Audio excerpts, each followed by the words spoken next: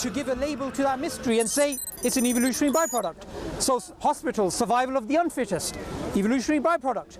If you do that, there's no point in having a conversation, because it's an unfalsifiable hypothesis. Because anything that fits in line with survival and reproduction, you say, hey, that's mine, survival and reproduction. Anything that doesn't, you say, well, it's a byproduct. No, but we could do exactly what you said, which is we could say, hey, it's a mystery, we're still trying to work out how that is. No, I don't want to say it's a mystery. I want to say from an atheistic perspective it makes no sense. And since atheists pretend to be clever, and they pretend to be rational, and they pretend to throw out terms which they don't understand, then how dare they claim they are rational when they can't give an explanation for the origin of reason? When I, as a Muslim, I can say, well, do you know what? Have a good day. If you want to pretend to be clever, that's absolutely fine, but you can't even give an explanation for the origin of reason. Okay, so what sort of explanation would satisfy you? Wait, I never said there's an explanation that's going to satisfy me. No, not any. I said there is no satisfactory explanation from your perspective when you guys pretend to be so clever. Okay, but you said it was impossible, correct? From a naturalistic point of view, yes. Okay, so can you demonstrate why that's impossible? Okay, I'll demonstrate not why I think it's impossible, but why philosophers of science like Alex Rosenberg believes it's impossible. You tell me. Okay. You're throwing out names, but just tell me. Here's why. If I want to survive, because all that they actually have in terms of a worldview, are you paying attention? Yes, I am. I'm making a note here. All that they have is survival and reproduction as an explanation for biochemistry, genetics, anatomy, psychology, linguistics. That's all they have. So the problem comes when you try to give an explanation about true and false beliefs. That's one layer of problem. So say that mushrooms. Now, some mushrooms are poisonous. Now, you can survive on a false belief, which is that all mushrooms are poisonous. You can survive on that belief. So if you can survive on a true belief, and if you can survive on a false belief, how can you make a distinction between the two? You can't. So what the actual fundamental problem from that layer is, how can we say our mind is trustworthy when our mind wasn't geared for truth, but survival? Okay, so one of the ones that I've heard and is of interest to me that I'm studying is... Do you understand it, or are you socialized into it? I'm looking into it. No, are you socialized, or do you understand it? Socialized means that I've just grown up with it, isn't it? No.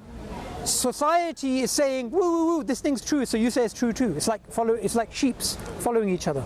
Is that what you really think atheists do? I truly believe 100% that's exactly what they do, and I made that claim that you do that too. That's 100% of the atheists? Yes. Well, it's a social thing. It's a social thing. Because people study, like literally, they do have the curiosity to study. They read books, they go... Sure. Yeah. So can I tell you one reason why it's totally false?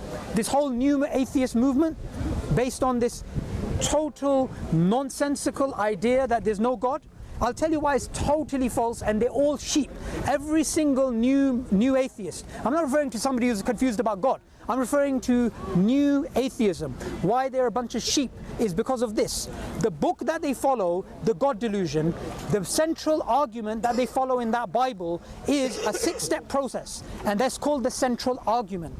And that central argument, it basically is this.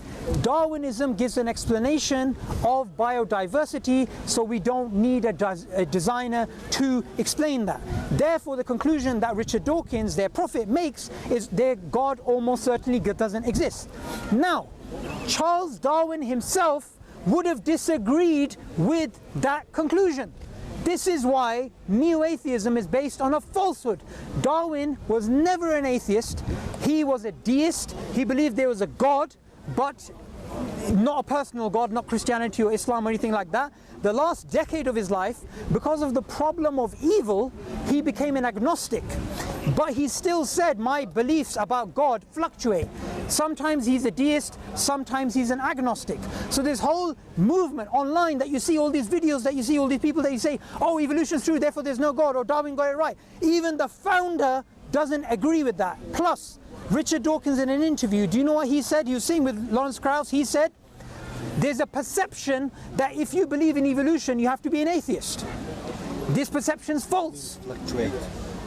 Because this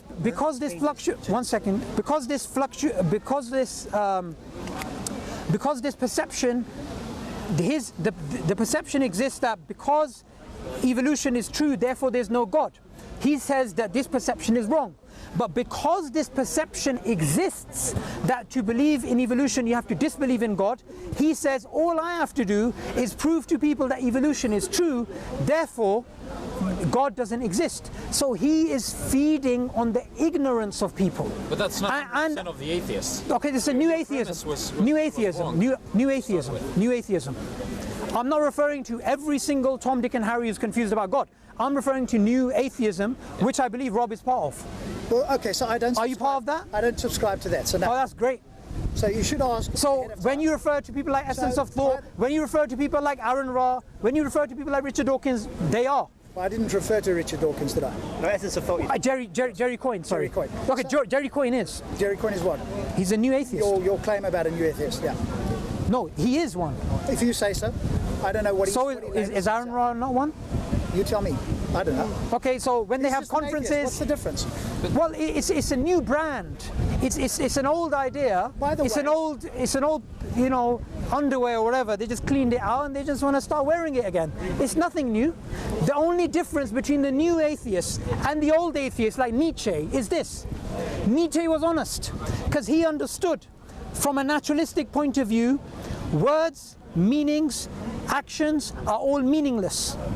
This whole universe, just how irrational as it is, if an apple falls off a tree, falls on a tree and cuts in two, it's a rearrangement of atoms. Likewise, if I bludgeon myself with a hammer, there's no difference because it's rearrangement of atoms. That's why neo-atheism is different to old atheism. Neo-atheism? But the new atheism. New atheism. New atheism is different to old atheism because old atheism was at least not hypocritical.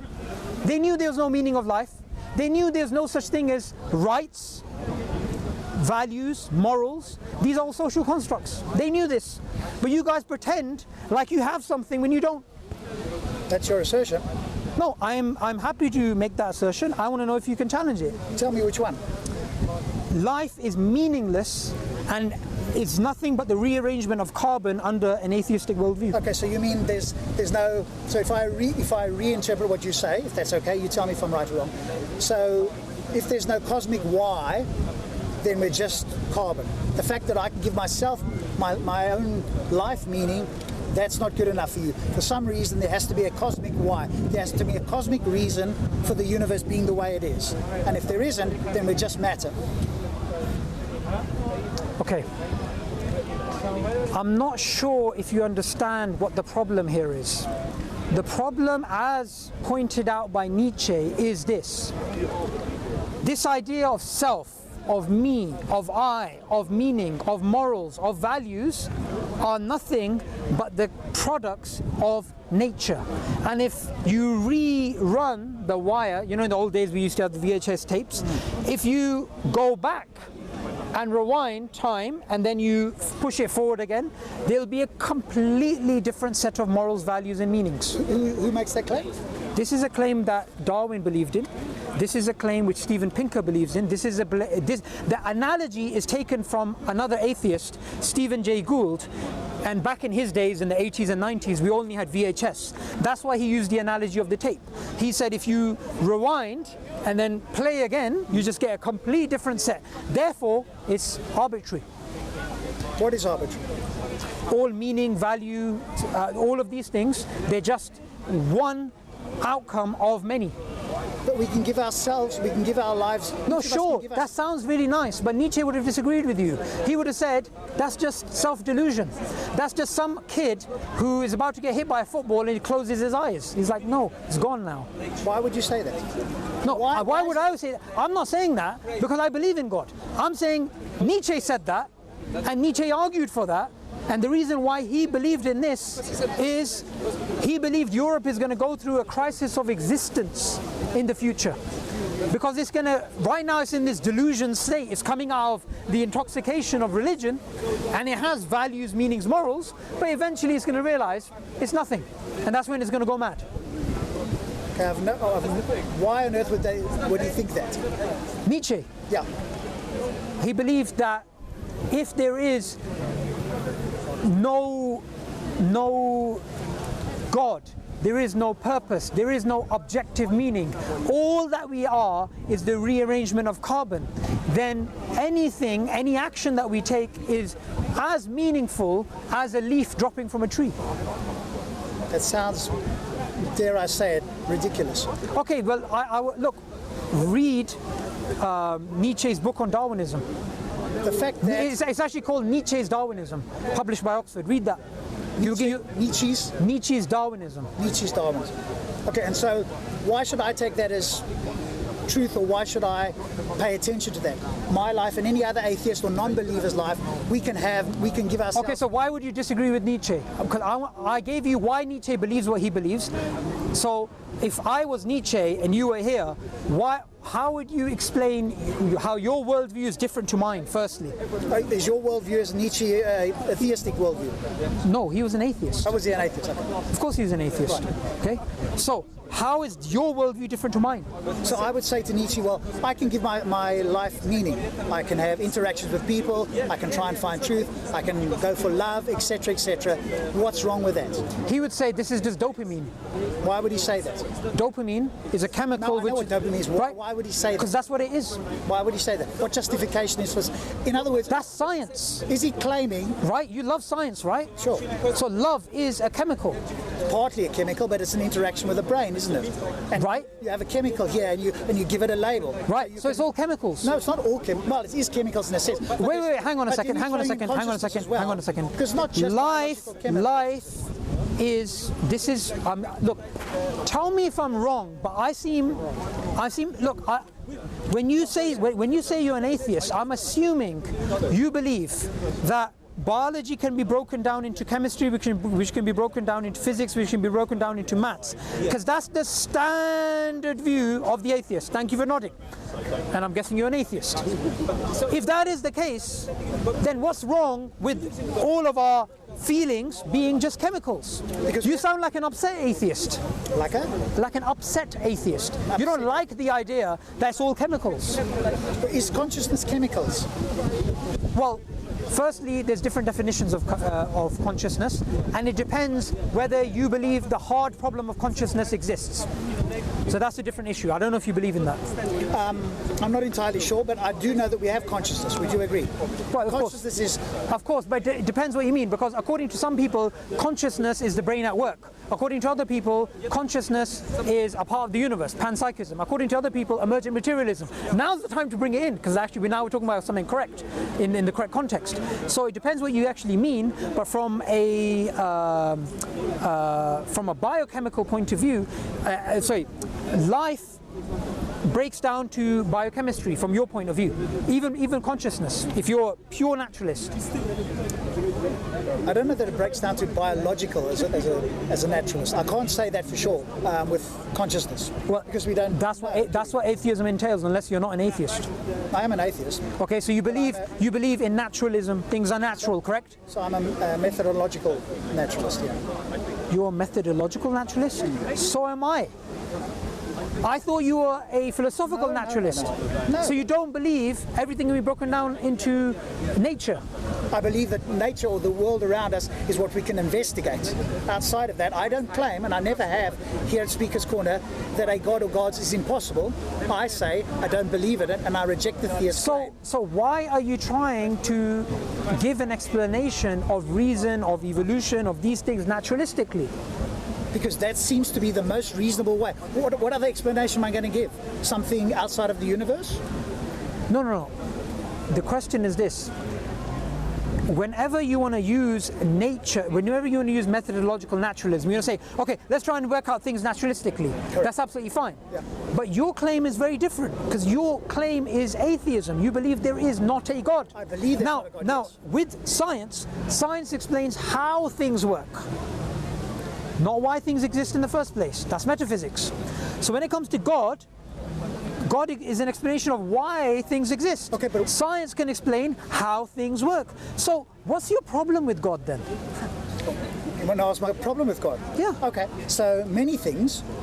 One is, I think it's which God, by the way, before we carry on? Okay, Darwin's God, deistic God.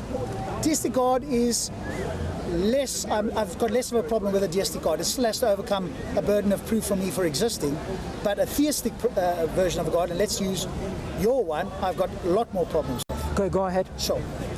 So I think your God is irrational, immoral. There's contradictory omni-properties as well. Okay, wait. Let's go with the first thing you said, irrational. Yeah. You believe it's irrational to believe in God? No, I didn't say it's irrational to believe in God.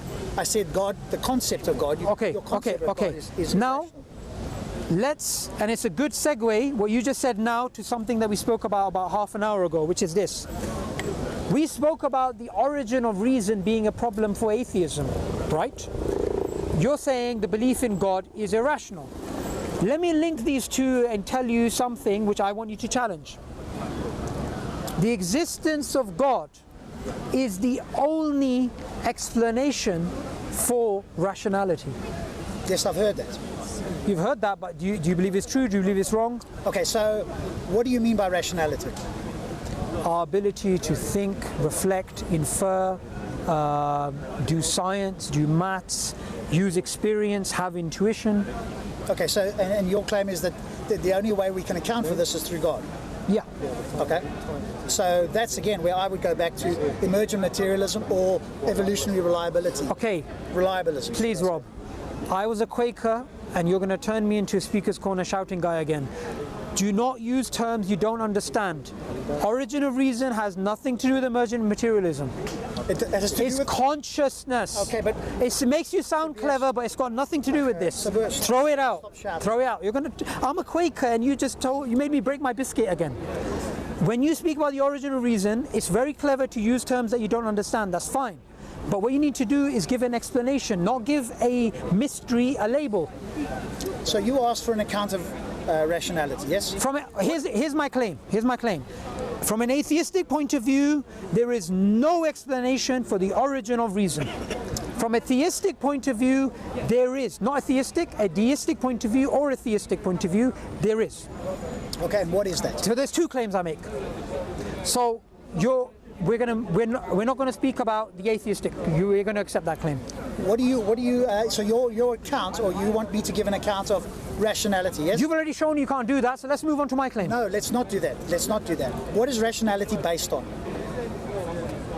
What is it based on? What's the foundation of rationality? Like I told you a few minutes ago, there's a whole bunch of definitions of rationality. Where does it actually reside? The ability to reason, the ability to infer, the ability to think. What is the foundation of that? What do you mean? What do you mean? What's the foundation of that? Is the foundation for that our consciousness, our minds? Can a rock do Okay, wait 1 second. You keep doing this.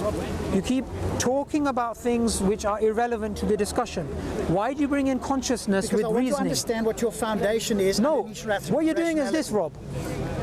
You're using terms which make you sound clever, but you don't understand them. How can you say the origin of reason is within consciousness? Can animals, because you want me to give an account of rationality, can animals rationalize things? Okay. Or is it only humans that can do it? No, animals can reason too. How on earth, wait, 1 second. How on earth do you think they make these amazing beehives? Don't jump. No. You asked me about rationality. Don't talk about reason and rationality. They're different. You said, how do they reason? I'm asking you rationality. You said to me... Reason and rationality are different? How so? You asked me about rationality. Yes? Reason and rationality, how are they different? Just wait. You asked me about rationality. Yep.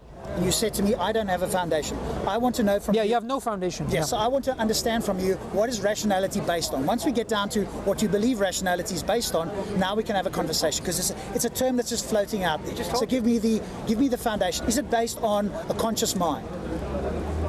Okay, let me just take it this way.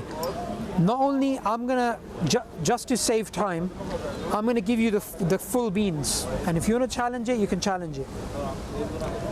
We have, as human beings, certain qualities. One of the main qualities that we actually have is the ability to reason. Now, the ability to reason is the thing which is going to lead you to truth or lead you to falsehood.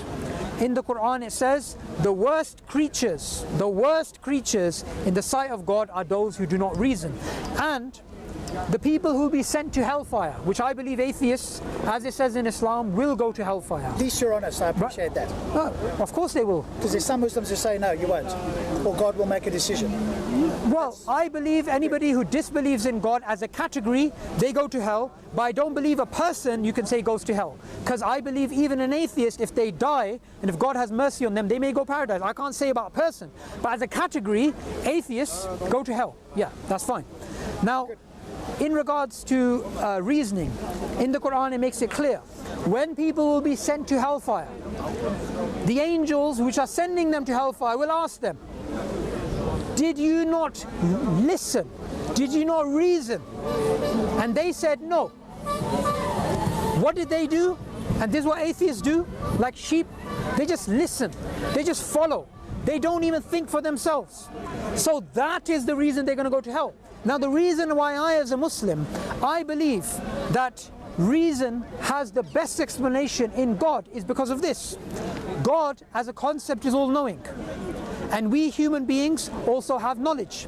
God is the one who created us. And He created us for a higher reason, for a higher purpose than survival and reproduction. So the problem, the quagmire that you're in, is that how do you distinguish between false beliefs and true beliefs when both help you survive? But as a Muslim, I'll say that's nonsense. I'll say truth is not a mechanism, truth is not a concept that we derive to help us survive. Truth exists because God is the truth. So from the truth in Arabic, God is called Al-Haq, the truth. So from the truth you get the concept of truth today as human beings. So we can reason, we can use our cognitive abilities because they are a God-given gift. That's a theistic explanation of the origin of reason. But from an atheistic perspective, all you can do is speak about survival and reproduction, which is something which cannot even account for the difference between us choosing whether a mushroom is poisonous or not. Which is why I believe, like I've said many times in our long conversation here, atheists, including yourselves, you do not understand what you're actually talking about, and it's all a social, behavioral belief system. Somebody is walking, they see there's a shop which is very busy, they see another shop which is not busy, social proof, they walk towards the crowd where there's more people. This sheepish behavior is exactly what atheists actually do, which is exactly what you are actually doing here in Speaker's Corner. And what I want you to do is this: whether it comes to the origin of reason, whether it comes to Darwinian evolution, whether it comes to the existence of God or the non-existence of God, I want you to just be honest and say, I'm a sheep. I believe because other people believe. It's much more honest for you, it's much more honest for you, Rob, to do that than to half pretend, well, I'm sort of reading a book on evolution but I believe it to be true. I would actually respect you so much more if you did that. Good, well, May I interject? Just This I think is different. look. There are 2 points which I want to point to tell you. First is that your logic that if God exists, we should believe in His word and see reality through His eyes. But that still requires that you prove the existence of God, and God created the man. So your logical conclusion is right, but you haven't yet proven the truthfulness of the premise, as that God exists and He created us, right? So there's no proof for that to get to the final conclusion.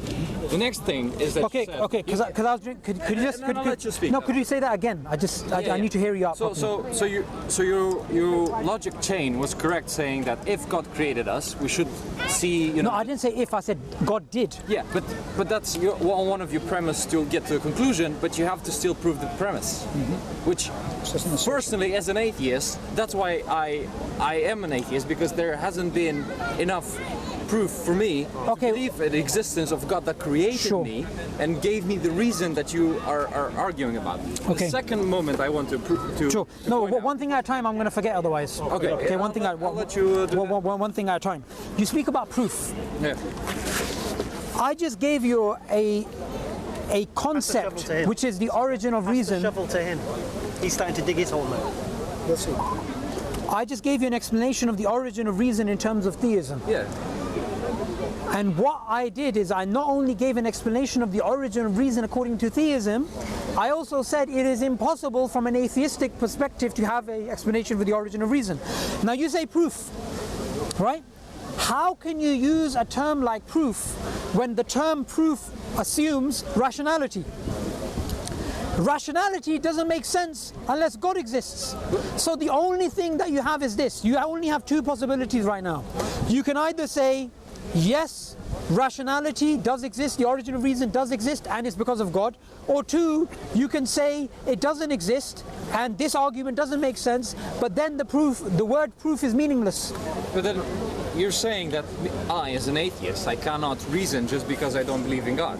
But what is reason? Like the understanding of the consequences of the action? Is this like reasoning? Would that be considered reasoning? That you understand the consequences of your action. That is the basic factor for me. That is one process of reason, yeah. And why is But what I'm saying is this, look, let's just boil down to this, right? Okay. When people say, look, I'm an atheist, I need evidence, I need proof. But for them to ask proof, they're using their reason. Yeah. They're using their rationality. Yes. And they cannot account for their rationality except by God. But that is fine. So what they're actually doing is this. They're asking for evidence, but them asking for evidence is evidence for the existence of God, but they don't realize it. No, you're going in a kind of a circular type of argument. Yes. That it does, like. Okay, let me make it clear for you. I'm going to put it in another way, which is this. No God, no reason to trust your reason. Okay, so?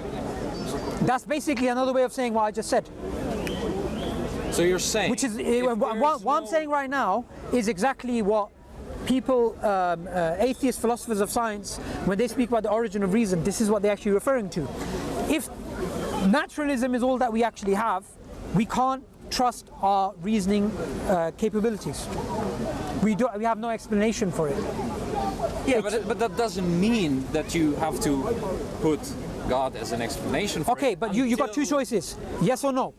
Either our reasoning abilities are trustworthy. No, if no is the case, everything we're saying is gibberish. If yes is the case, then the only explanation is a non-naturalistic one.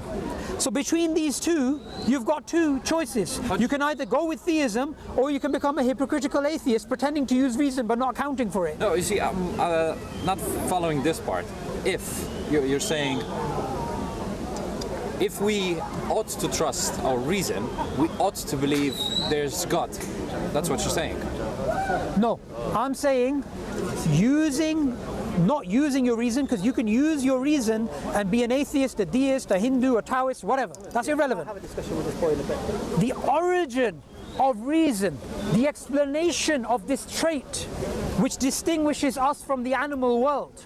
The other animals can use reason, but our ability to go to space, to do quantum mechanics, to do all these things, this amazing quality that we actually have, which is far beyond what survival and reproduction requires. Survival and reproduction, just eat and mate, eat and mate, eat and mate, that's all it is. But we know as human beings, some of the most smartest human beings, they didn't use their reasoning abilities to survive and reproduce, such as even Richard Dawkins. Now Richard Dawkins is supposed to be a clever guy, atheists love him. How many children does he have? One, from one wife. But that doesn't make sense from a Darwinian point of view. He should be bonking women all the time. If someone asks him, how many children do you have? I lost count. That is what Darwinian prediction would show. Yet he spends a lot of his time writing books against religion, but his writing of books against religion makes no sense from a Darwinian point of view. Why do you call it against? Okay, no, I understand what you're saying. Do you understand? I understand what you're saying, but well, it still fits in my model of how we evolve as a species, as a society. Of course, well, it is. I think what I'm trying to say is, I think a society and a human being and a family, like if you're thinking just in terms of evolution, Darwinism, and survival, it has a higher chance of surviving if they actually explore, reason, think more than chimps or other animals did. And it makes perfect sense in this model. Now, here's why it doesn't make sense within the model. And this is not according to me, this is according to mainstream evolutionary secular biologists. Let's see. It doesn't make sense because, one, we have reasoning abilities which far exceed the requirements of survival and reproduction.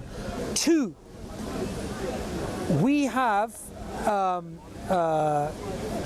natural selection which is blind to anything which is true or false. Natural selection only sees that which gives it reproductive or survival value. This is why natural selection cannot distinguish between a true belief and a false belief. Even Steven Pinker, an evolutionary psychologist, he is probably the most well-known evolutionary psychologist in the world. He admits that natural selection has geared us for survival, not for truth. And reasoning is about arriving at that which is true, not that which helps you survive. It's still, I don't see why this doesn't fit in. Okay, do you know what? Here's what I recommend you do. Put together a little synopsis. Say, can Darwinian evolution explain the origin of reason?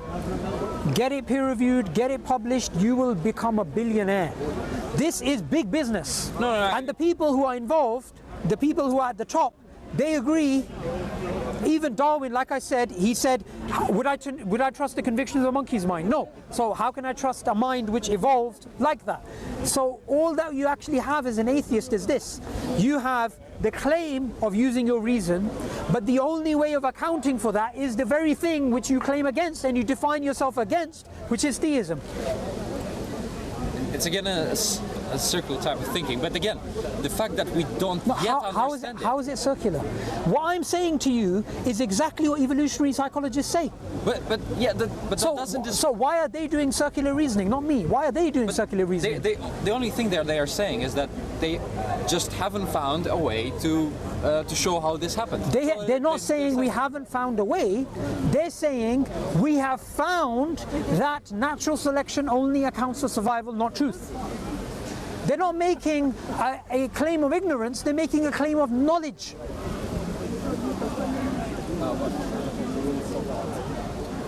Okay, I will stop at this point because that's my limitation of knowledge, but I'll have to go back. Evolutionary psychology, do you know what? There's a really important, I would say,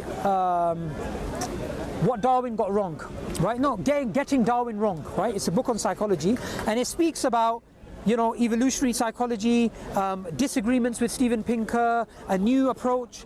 It's got all of this stuff, right? All of this field is got loads of vibrant people disagreeing with each other, but something that nobody disagrees with within the field is currently, as it stands, unless there is a revolution in the way that we think about biodiversity, we actually get rid of Darwin, which we get rid of Darwin, we get rid of Darwinism, and we replace it with maybe a complete alternative.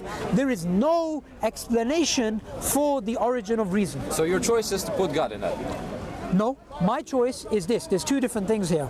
There is an explanation of the origin of reason from a philosophical point of view, in which I would say, yes, God is the best explanation. Okay. From a scientific point of view, I would take methodological naturalism and I'll say, go as far as you can. Well, look, don't think that religious people are anti-science. No, right? I'm not saying right? that. I'm saying it's not as simple as, you know, somebody's writing a mathematical formula on the board, and in between I rub off some of it and I just write God. It doesn't work like that. We don't believe in God of the gaps. We believe you take science as far as it goes, but we believe fundamentally science can explain how nature works, but why nature exists is a metaphysical question. And it's outside of the realm of science. Okay. It's fine if you... Ta-da! But we didn't have any... So we didn't disagree much? No, it's... it's not that we didn't disagree. I actually think we quite disagree on some. No, we disagree on theology, but we can't disagree that currently, as it stands, there's no explanation for the origin of reason. Yeah, but what I'm saying is I'm fine with it, and I'll just wait for another 50, 100 years or whatever there is to wait for the answer. But the thing is this: there's two different things here. There is a scope. So science is based upon mathematics and logic, right? Now, science cannot give you an explanation of mathematics. You need pure logic for that, right? Okay. Science is based upon logic and based upon maths. Yes. So you can't use science to explain the thing that it's based upon. The origin of reason is a foundational problem, and from that you get the scientific method. So in the same way that science cannot explain its foundations, science cannot explain the origin of reason in a naturalistic point of view, unless you basically say, what we're going to do is we're going to take a anti-realist approach to science and say it only gives you workable models, and say this is the best workable model that we actually have.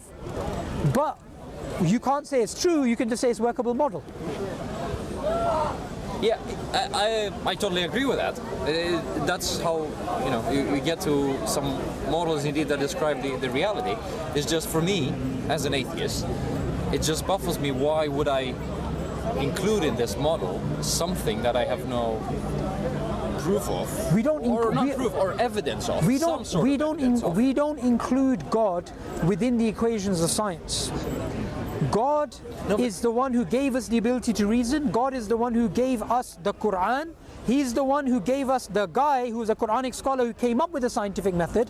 Science is a way of discovering knowledge about how the world works. We don't go within the equations of science or the sentences of science and rub out a few things and write God. We don't do that. We stay outside of that. We understand that science is an application of reason to the natural world. We go wherever science actually goes. Now what we're actually speaking about when it comes to atheism or theism is not science. We're speaking about metaphysics. It's fine. Which is a different thing. But now the thing is that very so often religious people or theists or even books of religion claim to know how things work. They give a model of how things work or show it, and then you had this rebuttal to Rob saying, we had smart people 1,000 years ago, and you can't say, that they were stupid people. No, they were smart people, but their model was based on something that, there was based on putting God in many instances, as saying, we're sick because I'm sinful. No, but not everybody did that. And the people who what they actually did is they didn't make they didn't distinguish between science. Well, there was no science then, but the natural world, and metaphysics. Yes. So it all became kind of like cause and effect. Is there even such a thing as cause and effect? Or is it that in between an angel comes or something like this, right? So I would say these are people who got their wires mixed up. They confused, they started adding God into areas where the explanation of God is an explanation which is not in contradiction with a naturalistic explanation. So I'm just going to give you something, right? So in the Quran, in chapter 67, which is the Dominion, it gives an example of this sort of relationship. Now what it basically says is this. If you just bring up 67, it says, God says, do you not see the birds up in the sky, flapping their wings? None holds them up except God. Okay. Now this verse has two types of explanation. It has a mechanical explanation and it has a metaphysical explanation. Surah Mulk. Yeah. Where's the verse on the bird? So I'm looking for it. It's near the beginning. So it's giving you two types of explanation. So I, as a Muslim, the way I approach science is this. I approach science not as something which should take somebody away from God, and which is something which really annoys me when people try to use science as a tool to get people away from God. Science is a way of worship for me, because discovering about the world, understanding about the beauty of the world is something which should bring us closer to God rather than further away from God. Just recently I was reading about a beetle, and this beetle actually has these two liquids. It's called a bombardier beetle, right? It's got these two liquids in its butt, whatever it is, right? Yeah. And what it does is it has this explosion chamber, it sticks them in there, an explosion happens, and boom, it attacks its opponent. Yeah. Now when I look at that, it reminds me of the creative power of God. Yet we have people today who, when you try to look at nature and try to remember God and think, you know, look how amazing nature is, you have people who say, no, you can't do that because Darwin showed that there's no God. Or Darwin showed that you can't reflect about nature in that way. That's a silly argument. That's a silly argument. That's all I'm arguing against. Yeah. But the other thing is, what say Darwinist theory comes in is from ideas, say in Christian. I don't know the Quran story, but in a Christian religion is that, you know, a female came out from a rib of a man. Yeah. So that sort of gives you a model of how things happened, which in that case evolution says it's probably not, because the model that we have shows that it's highly unlikely, and the understanding we're having, and there's no proof to show that this has happened, or let's say there's no any sort of evidence, like even that can show that. Two different things here. That's right? Okay, two different things here.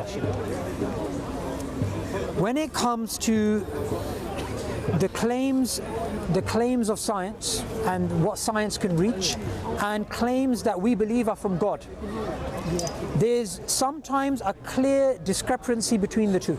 Okay. Now, when it comes to Darwinian evolution, theologically as Muslims, we know that it's based on a probabilistic framework with assumptions and disputes, but let's leave that aside. Theologically, where is the contradiction? You could say when it comes to human ancestry there is, but in regards to the rest of nature, the Quran is silent. But what we have to understand is when we use science to come to a particular conclusion, that conclusion may contradict a conclusion that is in the Quran, or something else that we derive from another field, maybe in something else. Now, just because there's a contradiction doesn't mean you say, right, this is wrong and this is right, or this is right and this is wrong, or both are wrong, or whatever. You can actually take an epistemic approach and say, well, science gives you workable models, and which are then falsified, and you know, science is progressing and it's changing over time. And we even have the case just about 70 years ago where there was a direct contradiction between science and the Quran. All the scientists in the world believed in some sort of eternal universe, steady state model or whatever, right? They believed in something like this. Einstein included it within his theory of relativity. Now, that contradicts the Quran, because the Quran says the universe has a beginning. Now, if I was a Muslim alive during the time of Einstein, I wouldn't go around challenging every single physicist. I would say, well, that's your science, you have a workable model, and that can change. Now we have Big Bang cosmology, which is in line with the Quran. Tomorrow, in 50 years' time, they could go back to the steady state model. So just because there's a contradiction between science and the Quran doesn't mean the Quran is wrong. Secondly, even today, in physics, we have general relativity, which is a really amazing model, lots of predictive power, and quantum mechanics, which is also very successful. Fundamentally, they both contradict each other. Yet scientists don't say, I'm going to reject general relativity and I'm going to go with quantum mechanics, or they don't say, I'm going to go with quantum mechanics and reject general relativity. They say, let's see where both these horses go. So there's nothing wrong. They contradict each other. Well, they do, fundamentally. Which is why they're trying to come up with the theory of quantum gravity. They're trying to make up some sort of synthesis, right? Science can only give you workable models, which can then be falsified.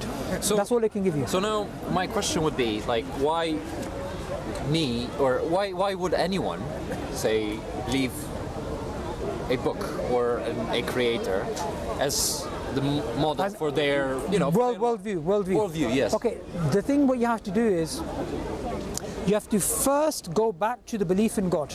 Because without the belief in God, no claim makes sense from that perspective. So the question fundamentally is this: is there a God? For me, I would say God is a self-evident reality. God is not something which needs evidence. I have the concept of right and wrong within me. Right and wrong is not within a test tube. I don't have to measure it. You can't get a pH level of right and wrong. It's something within the human being, it's innate. So belief in God is a self-evident reality. It is true. Now, if I say come across someone who doesn't believe in God, I would simply say is this: the Quran tells us every single human being has an innate belief in God, which is sometimes covered by societal pressures and philosophies and ideas. And this the Quran refers to as the Fitrah, the natural state that the human being is in. And what the Quran says is, when the human being, even if the human being is a disbeliever, when they get into trouble, and the Quran gives the example of being on a ship, and when you're on a ship and it's about to sink and there's waves and waves and waves coming, what happens? People turn to God. Save us from this and we will be grateful. That's what it says in the Quran. So the Fitrah, which is the natural state that you're in, it can come out in two ways. When we use logic and reason, it can uncover the Fitrah. When you have a spiritual experience, the Fitrah is uncovered. So what I would say is, it's horses for courses. Some people are very spiritual, some people are very logical. So maybe you're more of a spiritual person. Maybe you need to have a spiritual experience to have an awakening. I would ask you, go home tonight, bow down to God and ask God to guide you, because the Quran says whoever God guides, no one can misguide. Well, so I have been doing that for a Christian God, but then look, there's no such thing as a Christian God. There's God. But no, but look, Christians, Muslims, Jews believe in the same God. All you need to do is this: don't say I'm asking the Christian God. Say I am asking God. And I believe Hamza, you're telling me about your story. He used to pray to just God, and God guides. And look, he's got a beautiful beard now. it's fine if you have this